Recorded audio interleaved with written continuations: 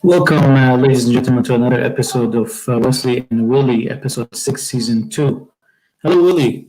Hello, everybody, and welcome to the show. Good, thank you. Good. Was a nice introduction, by the way. I like it. Yeah, you like it. I thought jazz would be the best representation of our modern conversations. Yeah, the saxophone. Do you know that there's people who have related jazz music? They've related jazz music to some of the elements of Arabic Renaissance. Really? Yeah. Wow. I can't think of any relations, but like from they said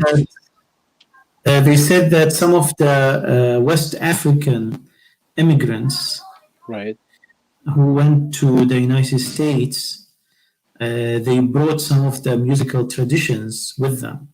Some of them were Arabs. If you go to the Arab American Museum in Dearborn, you will find that one of the earliest immigrants was a Moroccan. I mean, the only correlation I can see, aside from the rhythmic relation, the chromatic scales in jazz very close to the Arabic scales, unlike the diatonic scales in the Western harmony. Jazz uses the chromatic scales. You can go C sharp, D flat, and this is close to the Arabic, using closed notes, while the Western harmony is based on chords. You play C, E, G, and then everything you play along with C, E, G is accidental. It's supposed to be C, E, G, the chord. And then when you move to another chord, 1, 3, 5, and every single note is accidental, but the note should be the chord. So when you hear a melody that's written in the Western music, it's 100% based on chords. Amazing. Even when they write melody, they write the chords first, and then they write the accidental notes. Interesting. Right. We have different strategy. We think about melody first, and then we write the harmony. Mm-hmm. Right? It's a total different strategy. Right. And I wonder if this has a deeper roots in terms of systematic thinking. Like we, even our meetings to be tend to be more melodic, while Western meetings tend to be more harmony. So there is a system and structure. There is a system and structure. Exactly. If you think about it, harmony is a system. And up till now, we don't believe in the system. Yeah, rules. Yeah, well, our melody is usually defiant to harmony. It breaks it.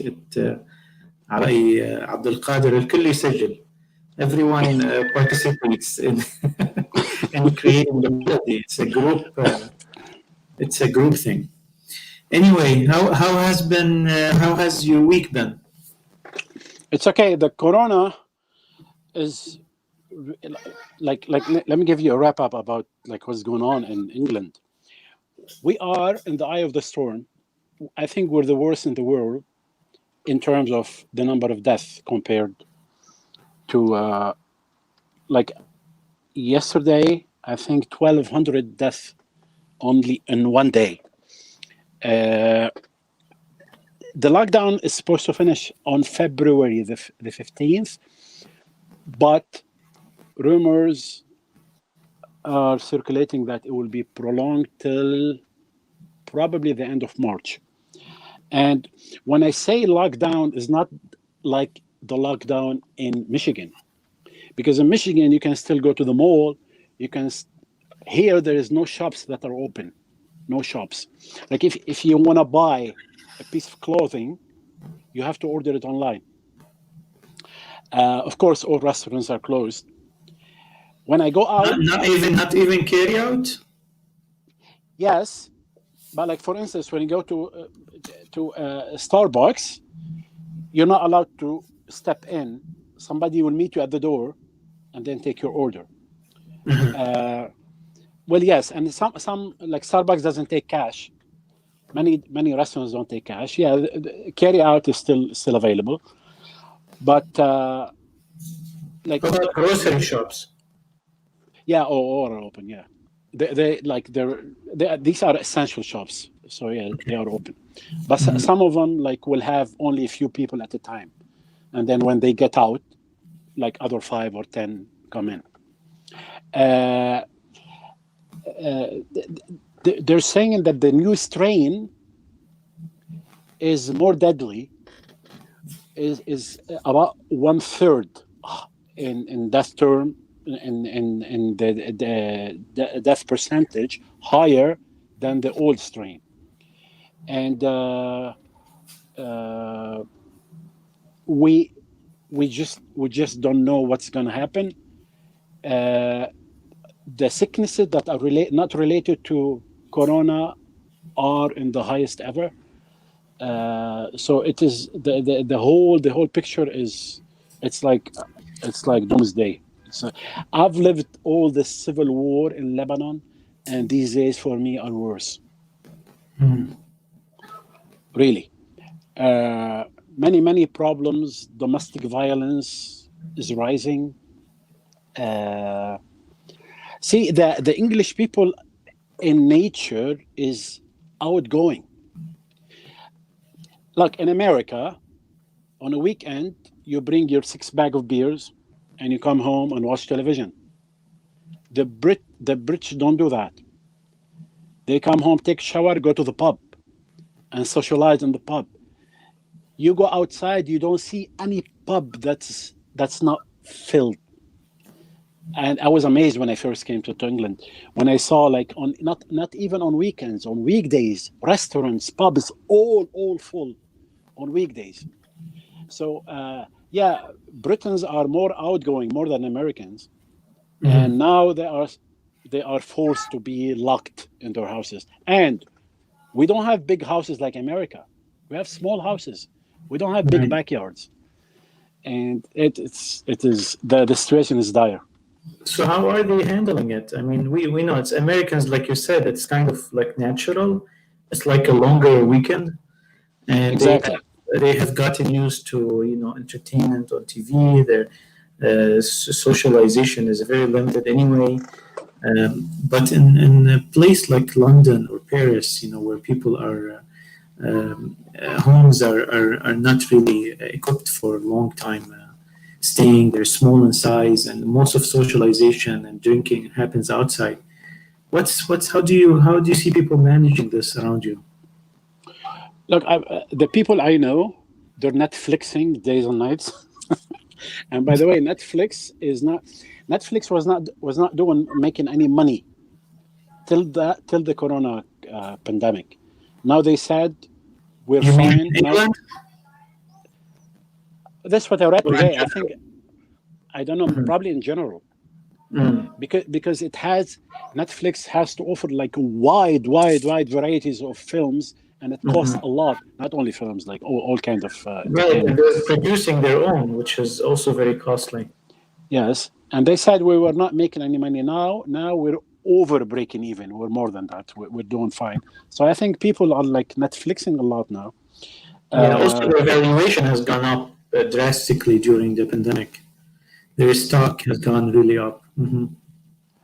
Yes, and social media, basically. But when you break people's routine, that's when problems start to happen. Physical, emotional, mental, everything. And this is what's going on now. Don't people just create new routines? Doesn't this become a catalyst for creating a new lifestyle? I guess, but with problems, because this routine is, you're creating a routine within your house only. So I don't see many like how creative can you get in your house, like aside from the social media, what else? And Netflix, TV, what else? Nothing. And what made things worse is the bad weather. The temperature hasn't risen above zero like for the last probably 2 months. So yes, so you can't even take a walk on the street. It's very cold. I know in Michigan it's not that bad. I mean, it's average. It's not that bad. We haven't had snow for a while. It's not sticking. The temperature's in the 30s. I don't know. We haven't. I don't see people doing outdoor activities, but people, I mean, still walk. Restaurants are closed. I think we're going to open here in Michigan. We're going to open on February 1st. The governor announced. So dining in will open up in February 1st. And in Michigan, that's the only thing that you can, that's the only outdoor activities. I mean, like not outdoor, but outside the house activity that you do is basically going to a restaurant.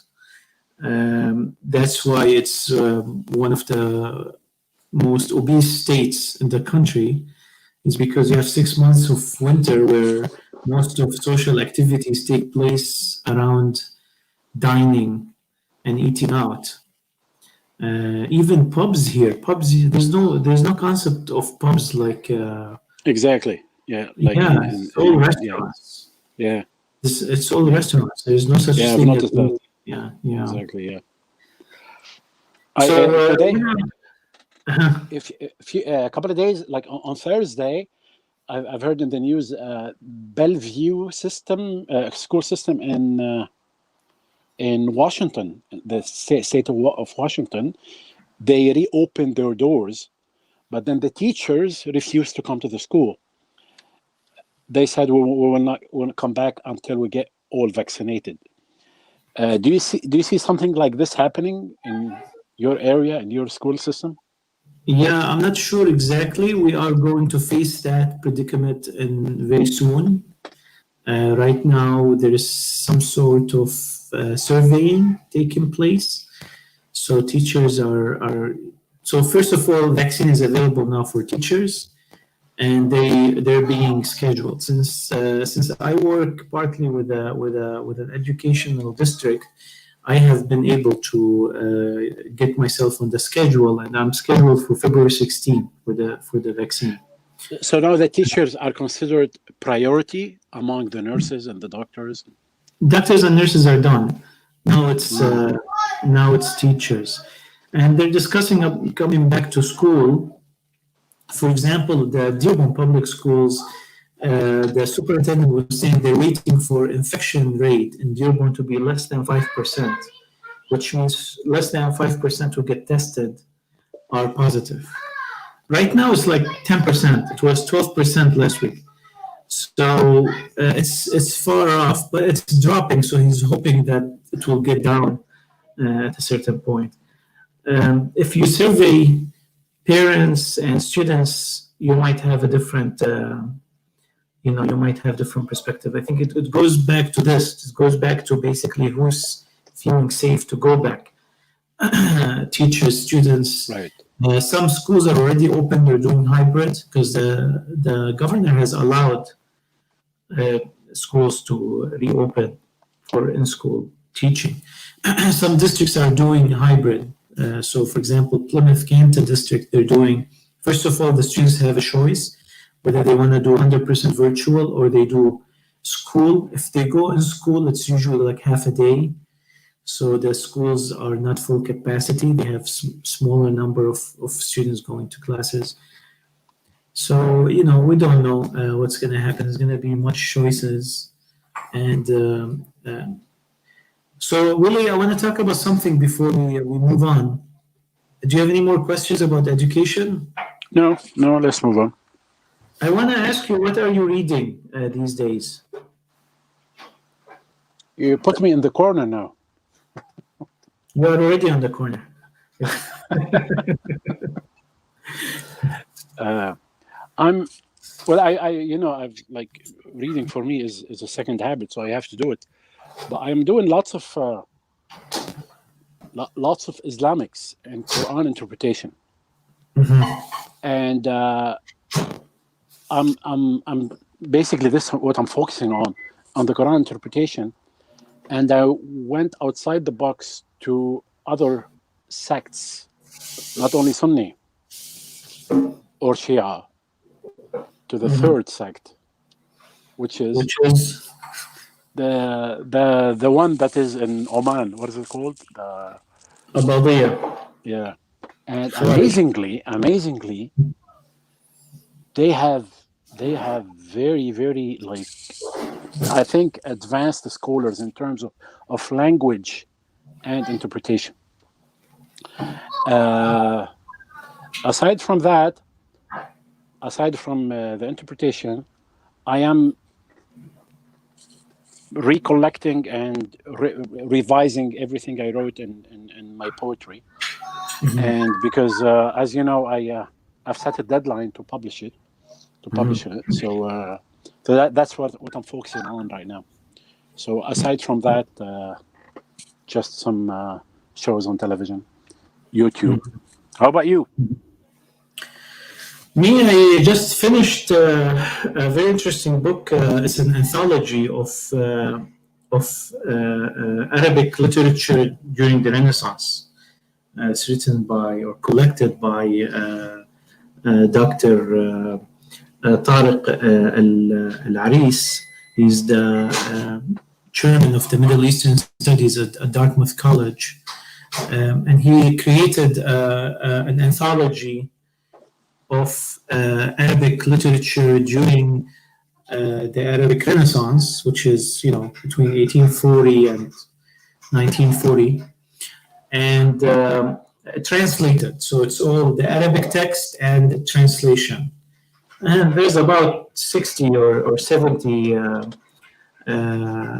writers. And it's an amazing opportunity because you can take a look at all the literature of the Renaissance. You can take this journey, from when you say Arabic. When you say Arabic Renaissance, what do you mean by that? Nahda. Like Nahda. Nahda Arabiya is not. It does not coincide with the European Renaissance. In terms of dating. No, the Arabic Renaissance is about 400 years after the European Renaissance. But the word itself, Renaissance, is also there is also a questioning about which word translates al-Nahda. Is it the Arab awakening? Is it the Arab modernity? Is it the Arab Renaissance? Is it the Arab what other word they use? So there's different terms that they try to use. I think the awakening is the one that is most accepted. But Renaissance kind of, because it gives a reference to the Western reader. Right, exactly. It's very similar to the Western Renaissance. Yeah, so going, Gibran, Khalil Gibran, Mayiz Yedi, different writers, and it's amazing. It was really an amazing journey. It saved me a lot of time. Many are Egyptians, right? Many Egyptians. Of the early. Right. It started really, the Renaissance started in Egypt, and then it went. I mean, Boutros al-Bustani is really one of the first founders too. But Mustafa al-Tahtawi, I think, is the you can consider a number. Although there is questions about that. So some say that 1798, like the Napoleonic invasion of Egypt, was the shock that produced the Renaissance. But some say that. Willie, 1 second. I have to charge the. Yeah. I have to get the charger. Just 1 second. All right.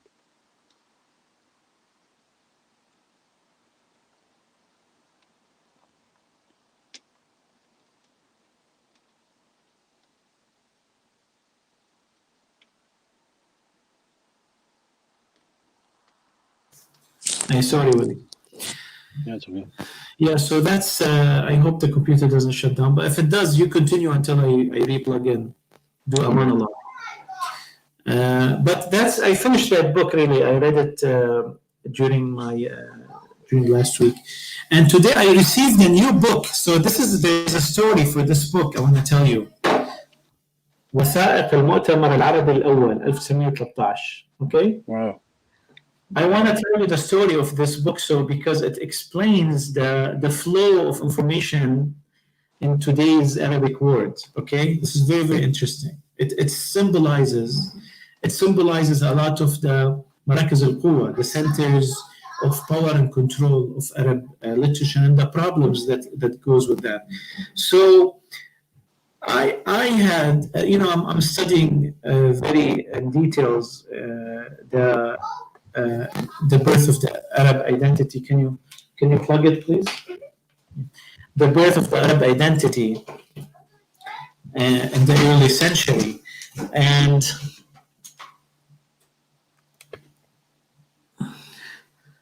I think we're back in business. I have a very hard time getting the right resources for this. Although it has been written about it, but to find the original sources, it's very difficult. For example, I wanted to find Malik Faisal, Emir Faisal's speech in Halab, Aleppo, in 1918, and they just freed Syria from the Turkish rule, and now he's going all over the country to speak and explain to those people who has been under the Turkish rule for centuries, to explain to them that we have an Arab revolution, and we have a new Arab state, and we're all Arab, and we have this identity, and we're going to stand up again in our state, So it's a lot of points to deliver in a speech, and to convince and to reshape the mind. And Damascus was always full of that Arab revolution, but Aleppo is kind of the second biggest center, and it's kind of a little bit further and separated. So he went there to give the lecture. So this lecture I consider very, very important lecture, and I looked for it really everywhere. I could not find it. I even put money in Lebanon for whoever finds it, that I can, I'm going to pay them an amount of money if they can find it, and I couldn't find it. So we have a problem. Is it only one speech in Aleppo? Yes. Yeah, he visited it once. He gave that speech, and it's known to be a speech that defines the Arab identity, the new Arab identity. And he was a good speaker, and his speech is important. That was the only way of communication, And I'm sure it's written somewhere, because he's written it. It's not like Irtijali, But I'm sure it's written somewhere. How can you find it, So anyway, another very important event is the first Arab conference in Paris, 1913, the Arab Congress. That's before the fall of the Ottoman Empire. That's where the secret societies, Arab secret societies, trying to create a congress to gain their independence and shape their thought. So it's very important. But anyway, so this book is actually a new product, 2019, from the Arab Center for Research and Policy Studies, which is in Qatar. So Qatar and Sharqa the rulers of Imarat al-Shariqa and the rulers of Qatar have been leading in spending money and investing into Arab culture and arts. Especially Qatar. Especially Qatar. I mean, since the formation of Al Jazeera, which I know that it has been struck later on with a huge decline and bias, but originally, as you know, it was a revolution in Arab media. Yes, definitely. Yeah. And it was very authentic in the beginning. It had مصداقية. It had trust from the Arab viewers. And it was a great project. It was a very simple project. You have all these experts, Arab experts in London and who used to work in the BBC. You just bring them in and let them form إذاعة عربية. It's simple. And similarly, you can do tens of projects today in the Arab world in a very similar way. You can create a car factory by getting all these Arab engineers from the lowest level all the way to the CEO. You can bring them who already work in the car industry and create a car manufacturing industry. This is a very easy idea for someone to implement. So they're doing this with arts. Do you think we are mainly, mostly illiterate about our history? Like the majority of us? Yes. The majority, right? More than the majority. Yeah, the vast majority. You struck a chord yesterday, a note yesterday. I was talking to this a Jewish friend, and she was saying to me that she's pro-Israel, right? Mm-hmm. And I was telling her the struggle is not a religious one. It is a political one, because we have no problem with the Jewish. And I gave her an example. I said, with the conflict between the Turks and the Armenians, me as a Muslim, I side in that genocide. I side with the Armenians against the Muslim Turks. And she said to me, yes, but it's not the Ottomans who perpetrated this genocide. It was Ataturk and it was during Ataturk. And I didn't know that. I thought the Ottomans did that. So I thought of myself as illiterate about the subject. Mm. And the Ottomans, right? No, I don't know. I haven't studied. My study is focused on the Arab conflict with the Ottomans. I haven't studied although I studied Ataturk, and this was not mentioned in his rise. I studied the rise of Ataturk. I didn't. Maybe it happened later on in his during his rule. I haven't gotten to that point. And by the way, I have a lot of it. Also, when I got educated about Ataturk, I also changed my mind about many things that we had preconceived narrative about. We definitely need a lot of work on our history, and the problem it's politicized. So I still remember, and I want to mention this for history's sake. I still remember when I was in grade 7, أول إعدادي, in Madrasat al-Khalil bin Ahmed in the city of Khurfakan in United Arab Emirates. And the history teacher, he wanted to teach us something. So he looked from the door and he closed the classroom door and he came to us and he said, I'm going to teach you about the Battle of Al-Jamal. It's not inside the Muqarrar, it's not inside the curriculum. But I'll feel I've betrayed you if I don't teach you what actually happened. And I don't even remember what he taught us, but I remember his fear while teaching it. Wow. Just because he wants to get out. He was Emirati, just because he wants to get out of the curriculum and teach something. And imagine this is part of even Islamic history. We're not even talking about Arab history. Right. And I'm sure he told you the Ibn Kathir narrative. Yes, definitely. Yeah. He actually had Ibn Kathir in front of him, which is good enough. He was still scared, even though he was using Ibn Kathir. Yeah, because in the curriculum, it's like half a page that, Sahaba, they fought each other, and, من أخطأ فله أجر ومن أصاب فله أجران, عرفت كيف؟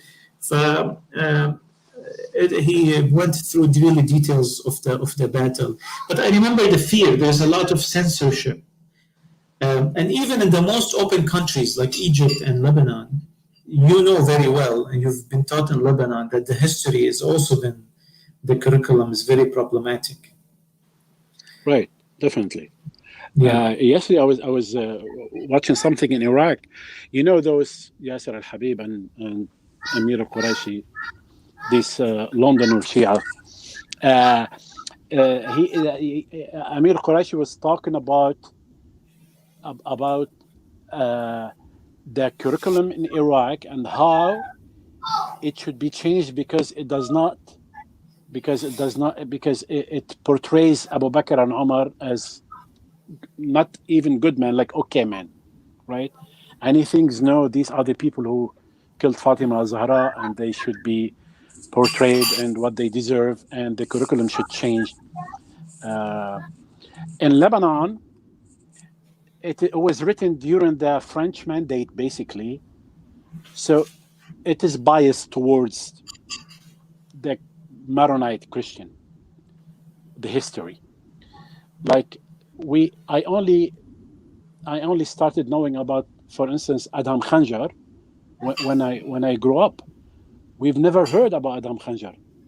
No, we only heard about like some, maybe like one or two, maybe Asairan, Shia, but the others are Maronites or Druze who were opposed to the colonialism. Your grandfather was never mentioned. Sharafuddin was never mentioned, even though he was in the forefront of opposition to the French, and they burned his library. Of the Mu'tamar Wadi. Yeah, yeah, he was never mentioned. So yes, it's definitely. But even that, like even the Maronite version, it's not representative of all the Maronite version. It's representative of the pro-French Maronite version. Like there is an official narrative, يعني في الرواية الرسمية. And then there's others necessarily, because there were a lot of Maronites who were opposed to the French rule, and they were, I remember there was a caravan of them going in the beginning of when Malik Faisal, when King Faisal entered Damascus. There was a caravan of Maronite intellectuals who were going to King Faisal to pledge allegiance to him and to talk about what they should do. And the news leaked, and the French stopped them, and actually they were arrested, and then they were exiled, and some of them were imprisoned for a longer time. So the Maronite opposition within the Maronite community was silenced and suppressed. That history has been silenced and suppressed. But so that's an example. So I'm saying the most open-minded country, Lebanon, is still that history is censored. So it's not because only we don't have much interest. Unfortunately, we haven't developed much interest in it, but also it is suppressed and fought by all factions. The Islamists, they don't want you to know this history. They want you to know the Islamic narrative. And they consider it a defiance or like a dissent if you lean towards reading history from Arabic lenses. Like, for example, Sayyid Hani Fahas, when he started seeing history from an Arabic lens, he was kind of exiled from the Islamic scene and considered to be a pan-Arabist more than an Islamic. Although the separation between Islamism and pan-Arabism is something that happened very late and against, like the Nahda, for example, the Arabic Renaissance, the founders of the Arabic Renaissance, Abd al-Rahman al-Kawakibi, Islamist, Muhammad Abdu, the Imam of Azhar, Sayyid Jamal Din Afghani, a lot of Islamic figures.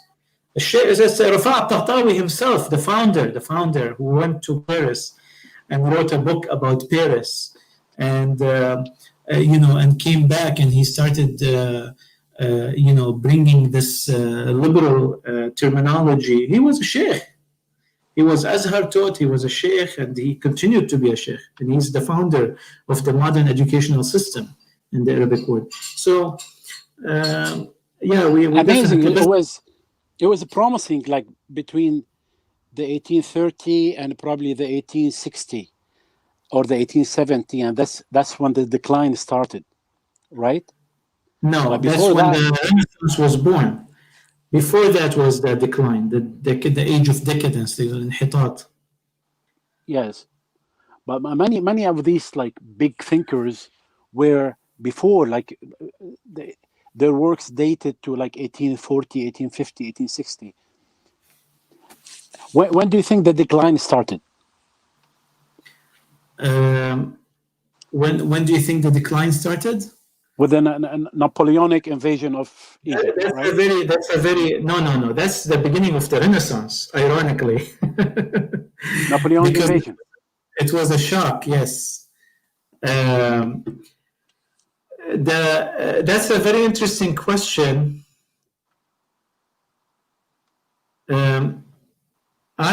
I tried to, I was interviewing Professor Tariq Al-Aris last week, and I asked him, when did the Age of Decadence started? And he said, I don't like putting dates on these things because they're fluid. They're not that like you wake up one day and it's the Age of Decadence. They're very fluid, like evolution. And also they have different aspects. There are phenomena that's fluid and it stretches over different areas, and it has different ma'alim, it has different characteristics. So he said even Renaissance can go back to actually before the French invasion. You see, the French invasion basically was a shock to the Muslim world in Egypt, to the Arab world, because it was basically like two different civilizations meeting for the first time. And they brought the printing press to Alexandria, and Napoleon had an army of scientists who were studying archaeology and studying, and they brought the music and they brought the theater. And yes, of course, they also brought the pressure, etc. So they're not the reason that they didn't bring Renaissance with them, but they were a catalyst, and they freed up the people a little bit who were already having efforts in that direction, and then the efforts flourished. And there's evidence for that because there were certain modern books written before Napoleon, and it was like really a modern version. And I'm talking like when books used to be written by hand and then copied by hand before the printing press. But if you were to force me to tell you when the Age of Decadence started, unfortunately, and I researched that, I have to go back all the way to the Mughals entry of Baghdad. The fall of Baghdad, 1258, which is a very long Age of Decadence. You're talking from 1258 till 1840, almost 7 centuries of decadence. But it's happened gradually, And some criticize that. Some say, why do you call it? Because the Arabs are not ruling. Once the Arabs are not ruling, then it's the Age of Decadence. Like, why do you have to rule to have civilization? There's a criticism to that narrative. But some people dates it back to Al-Saqifa. The decadence started. They will argue that, by the way. They will argue that. Yeah, that's a sectarian narrative. No, because it's the golden age, the Age of Baghdad. So they can't deny that there was that's known to be the golden age, and the Asr al-Awwal, at least the first. So yeah, we went so much into history, but I just wanted to tell you the flow. so this book was produced by this center that was founded by the Qatari sheikhs in Qatar, in Doha.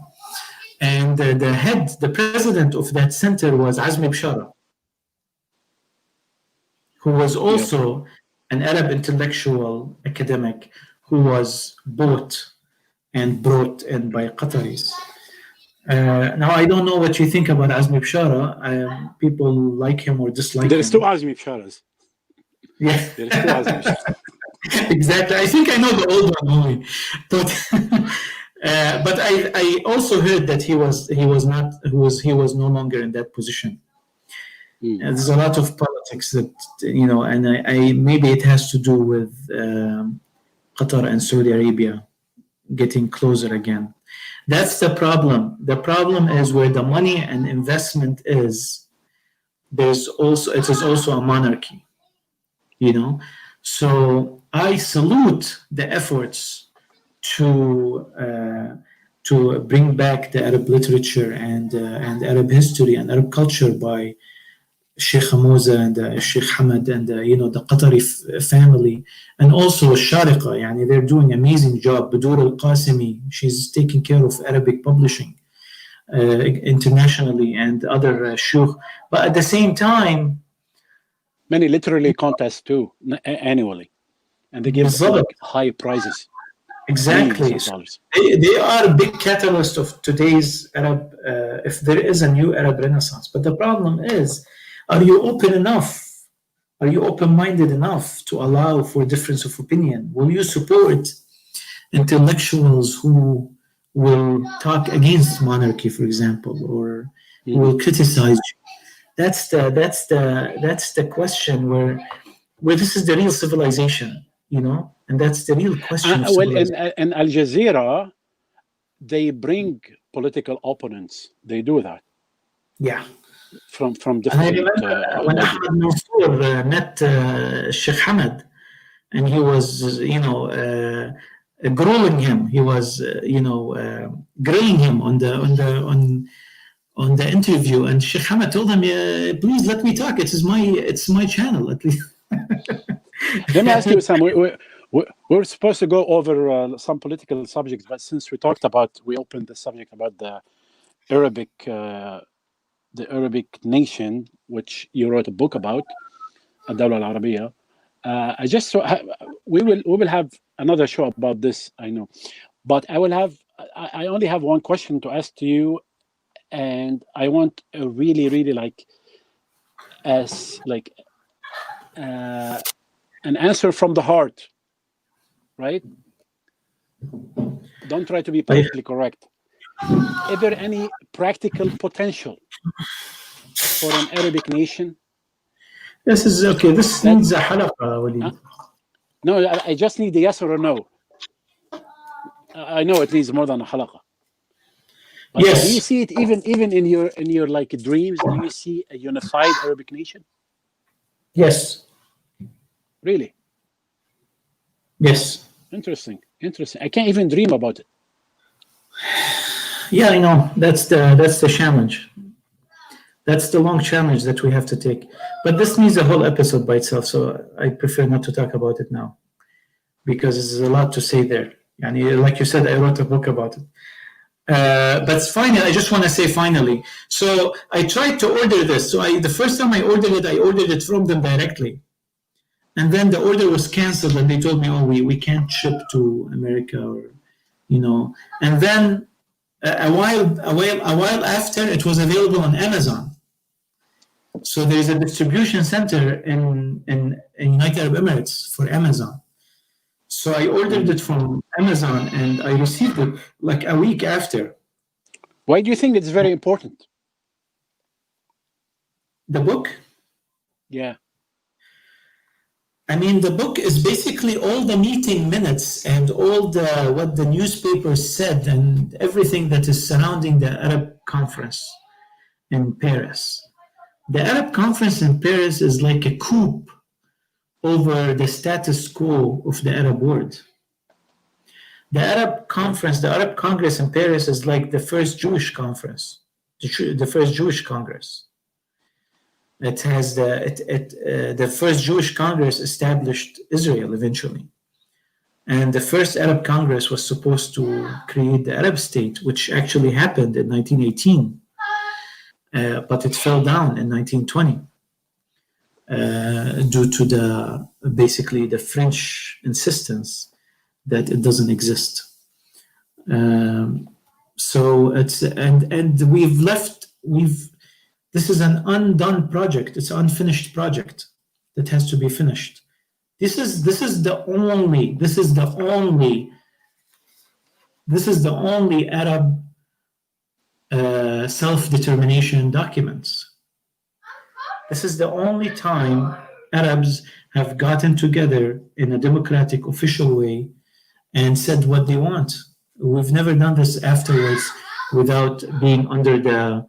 But the fact that it was held in Paris does not tell you a lot about it. Like it was influenced by French interest. This book talks about this a lot. Yeah. Well, Paris was one of the most free places you can do this at that time.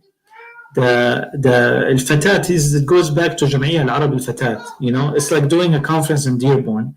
It's because people who founded the conference are in Dearborn. So the people who founded al-Arab al-Fatat are in Paris. The French Wazat al-Khariji, Secretary of State, were very aware of what's going on. They tried to influence it, but and they tried to influence it in a way that they can use it for their own good.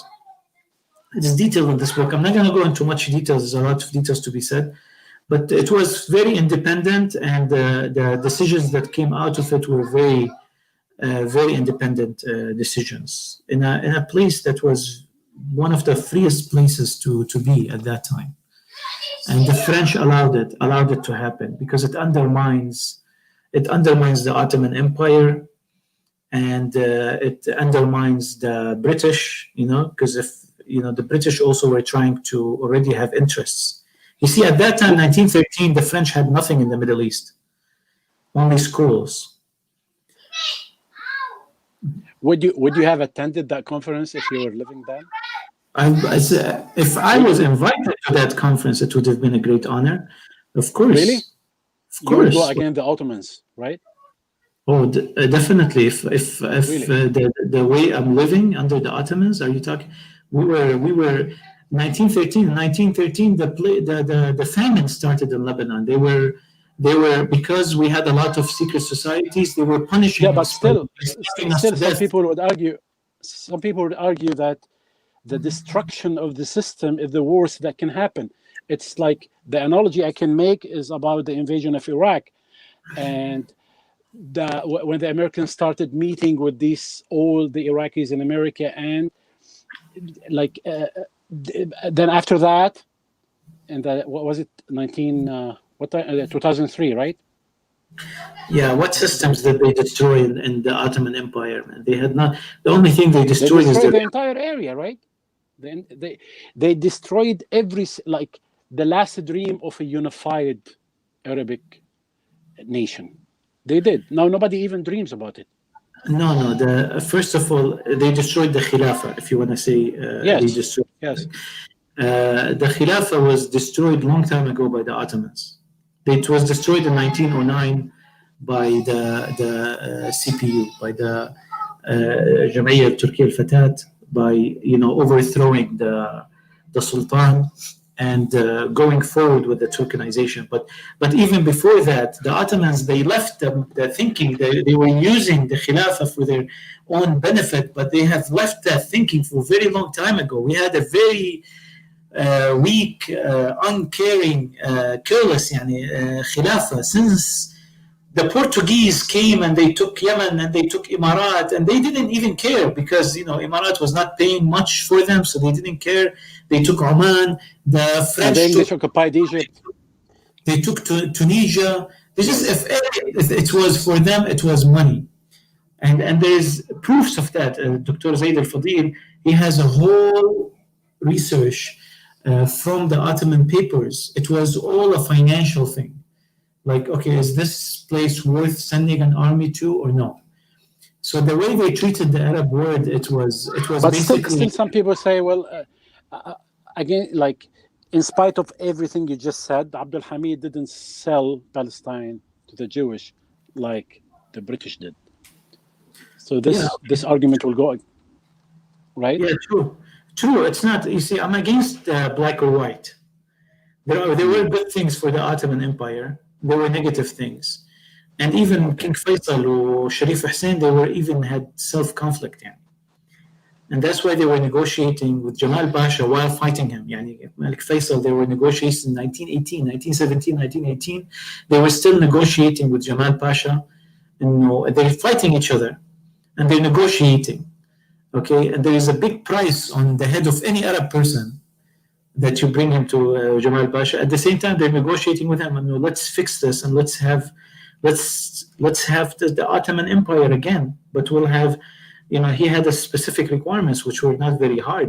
To have Arabs rule over themselves, to have Arab officers. So let me ask you this: Would you revolt against the Umayyads regime with Zayd ibn Ali? Would you also, if you were living then? No, I think I'll be part of it. It was an oppressive regime, right? It was oppressive regime, but you have to measure things in their times. It was oppressive regime. Yeah, I would be with Umar ibn Abdul Aziz. I think my position would be similar to the position of Ahlul Bayt. Which is pure neutrality, neutral. No, right? They were support of pro-government. They were support of the empire against other empires. Exactly. And they were opposition. They were pro fixing. So my question to you, I know we're running out of time. If one of these Ahlul Bayt was living during the Ottoman empires, would they be in that conference in Paris, or would they back the Ottoman Empire? The representative of Ahlul Bayt, all the representatives, so Iraq was gone already. The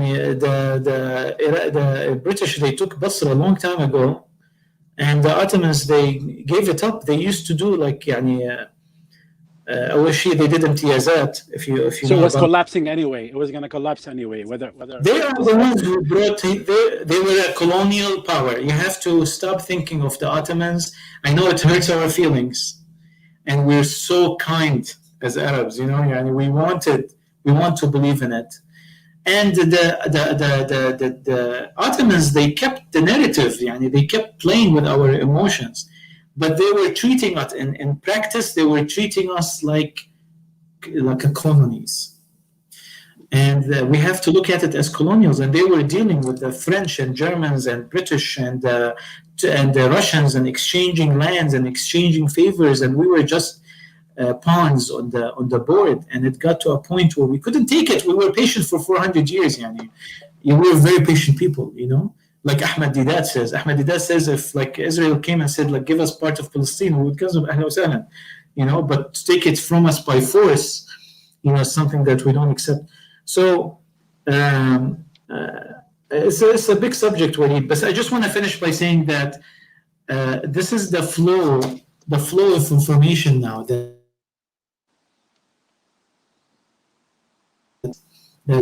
catalyst for the experience.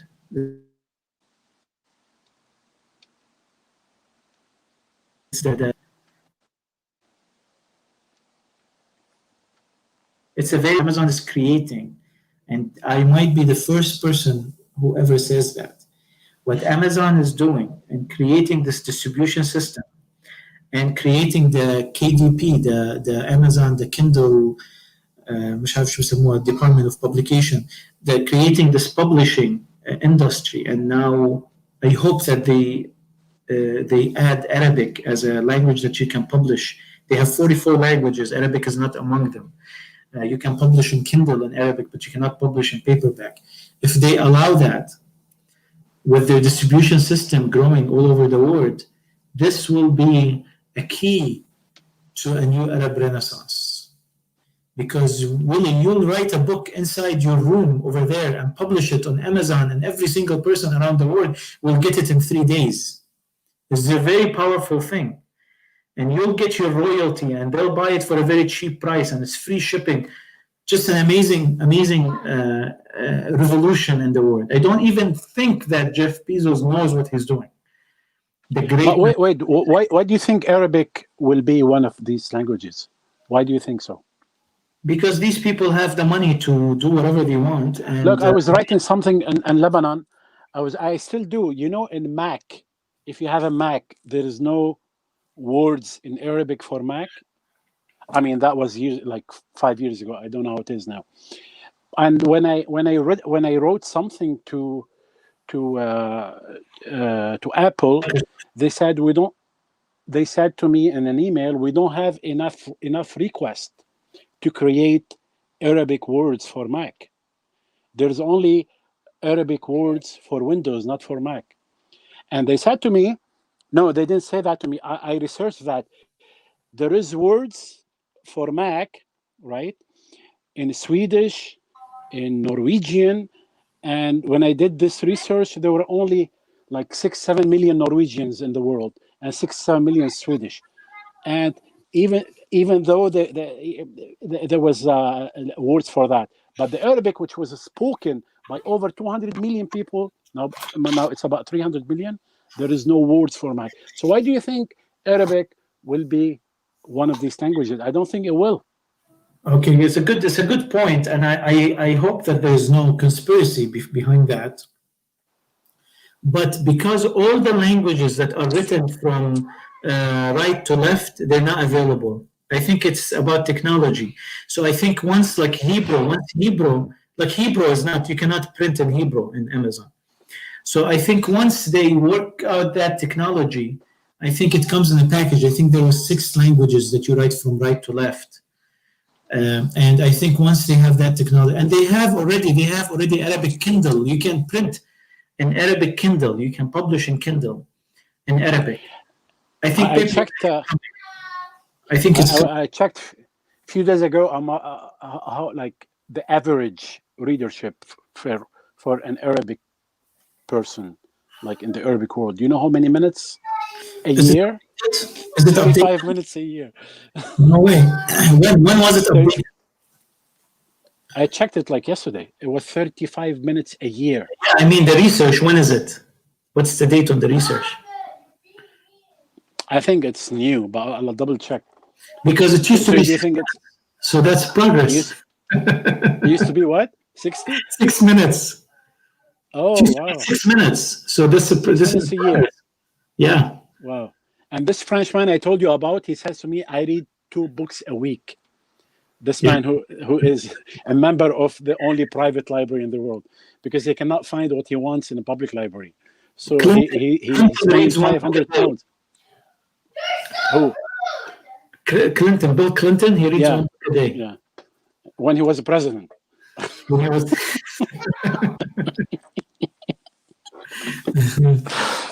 Wow. Interesting. So yeah, we almost have our. Let me ask you this one last question. Do you think that book will change your perspective about the Arabic nation? No. After you read these documents?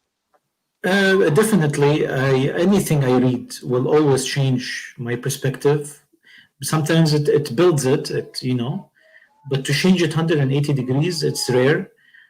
So you may alter that book that you already wrote?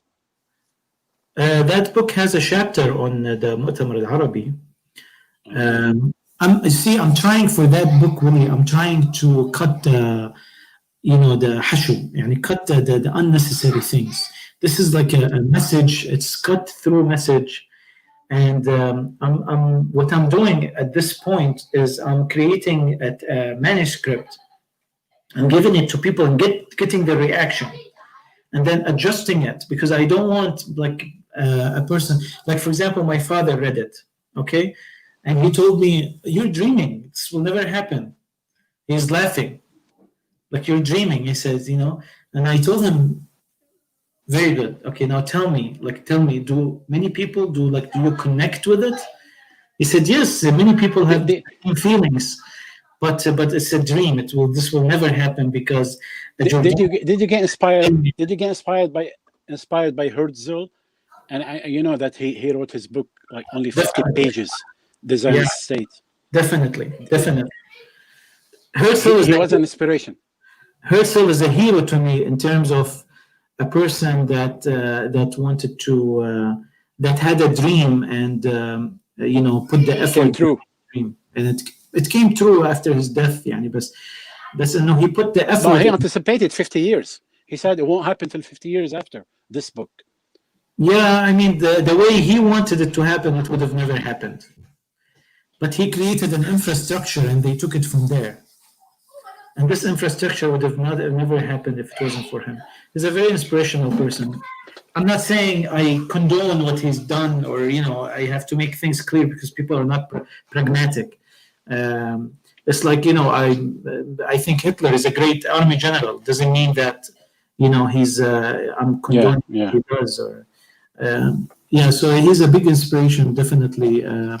He's an inspiration, not only him, every person who has created, who has helped his people have self-determination and believe in themselves and seek. I wish that the Jewish Congress has listened to Herzl. Herzl was in the Third Congress. He was lobbying for accepting Uganda as a, And when he in his Jewish state, he mentioned Palestine and Argentine, because both of them had a large Jewish population and they had infrastructure. And he said, I really would favor Argentina over Palestine. I think it's more practical. But he wasn't really his. And he mentioned very clearly in the Jewish state that we'll buy the land and we'll build our nation on the land that we buy, and we'll find a way to respect the boundaries with the lands that people didn't want to sell. So his proposal was totally financial. So he went right away to banking and created the Jewish company. His idea was to buy the land and create a nation. Once the Ottoman Empire was in weakness at that time. So, but it was also kind of a colonial idea. But colonialism was not very evil at that time. So that's a different subject. So people talked about colonialism like it's a civil project, not like we see it today in retrospect. So, but definitely it is. And Khalidi, he wrote 100 Years' War on Palestine, explaining how he dedicated some time in his book to explain and make sure that people understand it's a colonial project, even in the Jewish terminology and the Zionist terminology. Back then there was many attacks from the Jewish against the British colonialists in Palestine. Yeah, eventually, and you're talking in the 40s, yes. Yeah, eventually in the 40s, it became the Arabs and the Jews were attacking the British, and it was a race with time. The British realized that they have created a problem, and the agenda was not 100% compatible with the Jews. Exactly, it wasn't 100% compatible with the Zionist agenda, and it wasn't, and the era, and what they thought was going to happen didn't happen, and it created problems. We were opening a lot of subjects that need more time, but we did everything but do a weekly recap. But it's. I just want to say that if Herzl's dream came true in Argentina, we would have created our own problems. No worries.